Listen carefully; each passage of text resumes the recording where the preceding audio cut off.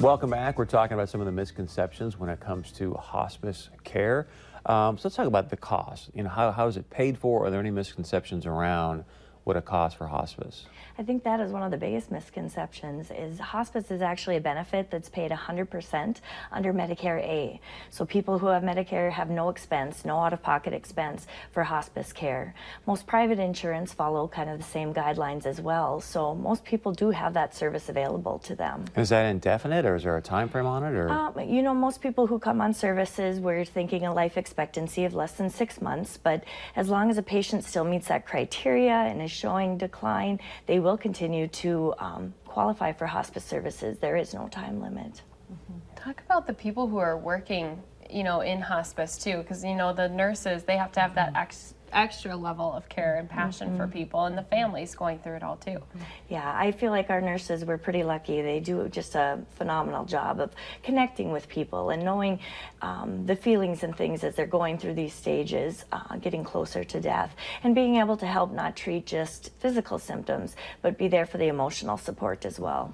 That's something we find too, is that we get to know the residents so well that we feel blessed to be able to keep them and have them stay with us at Edgewood until their final days, and coming together and really getting to know and knowing the Altru Hospice, knowing them, and it's just a team partnership coming together, but it becomes like a family.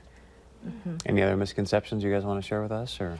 I just think the biggest thing is that people still think of hospice as the last few days to weeks of life, and really there's much more we can do for people as they come to the end of their illness. And it's not just cancer, it's other chronic diseases as they get towards the end stage of those diseases as well. So if someone's out there going, hey, this might fit for my family member, it may not, is there like a consultative process? They just call you? How does that work?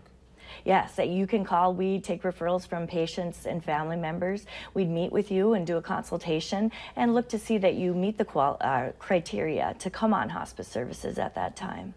And they can also, from our end, go to edgewoodSeniorLiving.com and connect there, but also make a phone call, and anyone at our community will be able to connect with you throughout the state.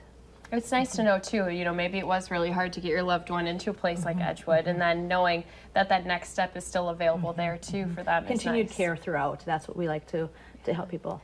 And for people to be able to stay in that home environment towards the end of life. It's tough to have to move besides dealing with all that comes with the end of life. So to be able to stay in that home environment they've been in is very comforting as well. Good stuff, you guys. Thank you very much. You can see the phone number here at the bottom of your screen. If you've got questions, please pick up the phone, call that phone number, and we appreciate the insight. Thank you. All right, stay with us. When we come back, we're talking about a great luncheon that's going to be honoring some people with the Boy Scouts.